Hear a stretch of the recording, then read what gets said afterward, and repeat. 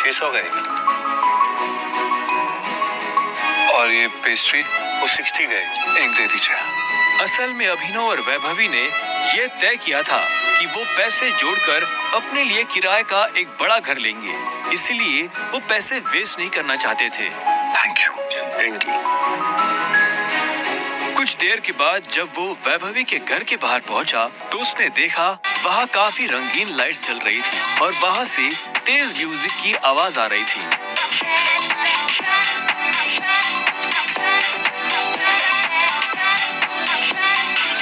वैभवी, ये सब क्या है? ये कौन है वैभवी? देख नहीं रही है, डिलीवरी बॉय है। पर हम तो केक मंगवा चुके थे ना, फिर तूने पेस्ट्री क्यों मंगवाई? ओह, याद आया, ये तो वही डिलीवरी बॉय है ना जिसको तू डेट कर रही थी।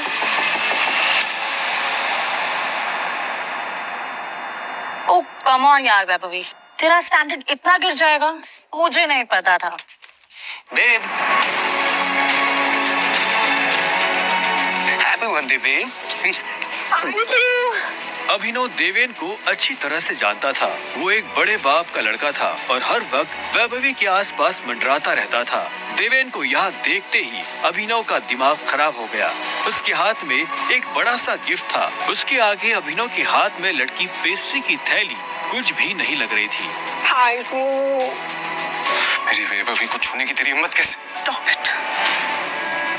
दोस्तों, तुम लोगों को मेरे ऊपर डाउट था ना, मेरे स्टैंडर्ड्स पर डाउट था। अब बताती हूँ मेरे स्टैंडर्ड्स क्या हैं।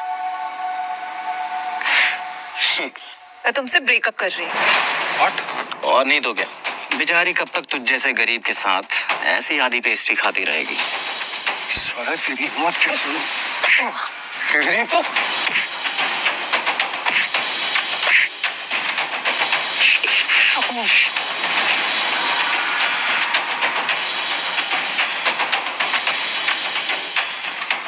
ये तुमने ठीक नहीं किया वैभवी। और अभिनव वहाँ से निकल गया। वो उन दोनों की शक्ल अब और नहीं देखना चाहता था।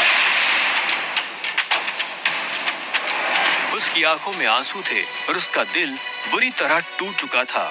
हर घूंट के साथ उसकी आंखों के सामने वो दृश्य आ रहा था जिसमें देवेन वैभवी के गालों को चूम रहा था। ये तुमने अच्छा नहीं किया वैभवी, तुमने बिल्कुल अच्छा नहीं किया। बहुत गलत किया तुमने मेरे साथ, बहुत गलत किया।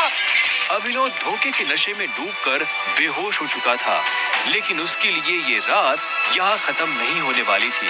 उधर जब अभिनव सड़क पर बेहोश हो गया था, तब इधर सनी सिंह अपनी गाड़ी में बैठा बेचैन हो रहा था। सनी सिंह की बहन अनन्या उसके गले का कांटा बन गई थी। सनी अपने दादा हरदेवपाल सिंह की नजर में आने के लिए और अनन्या को रास्ते से हटाने के लिए कुछ भी कर सकता था, और आज वो अपनी गाड़ी में अपने आदमियों के साथ निकल पड़ा था अपनी बहन को सबक सिखाने के लिए।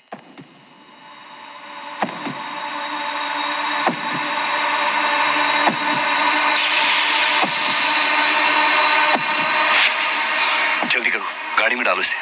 सुबह होने से पहले अगर हमने इसको अनन्या के कमरे में नहीं डाला तो ऐसा मौका दोबारा नहीं मिलेगा। Quick quick.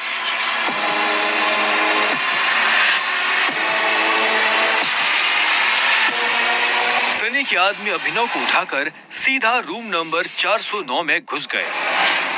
से कपड़े उतारो और बेड पे लिटाओ उसको। कपड़ा उतारो उसका। उन्होंने अभिनव को बहुत आहिस्ते से उस बिस्तर पर लेटा दिया। वहाँ पहले से सनी की बहन अनन्या सोई हुई थी। सुबह जब अभिनव ने करवट बदली तो उसका हाथ एक नरम हाथ से टकरा गया। अभिनव की नींद टूटी और उसने देखा कि वो एक अनजान लड़की के बगल में लेटा हुआ था।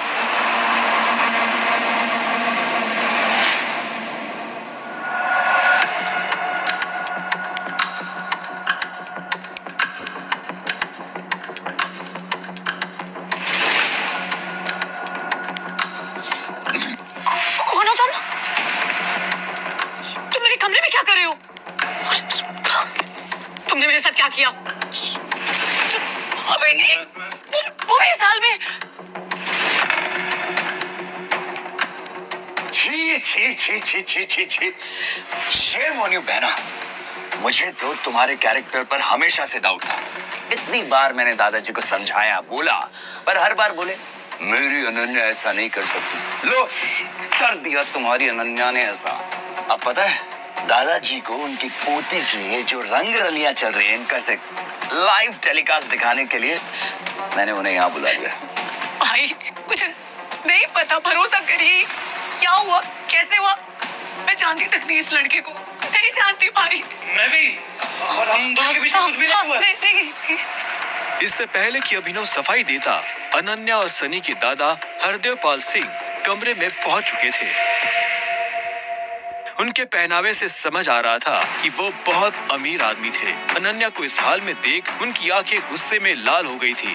मुझे तुमसे ये उम्मीद नहीं थी। दादाजी, आप जैसा सोच रहे वैसा बिल्कुल नहीं है। अनन्या, तुम्हें अच्छे से नियम पता थे, फिर भी तुमने सारे नियम तोड़ दिए।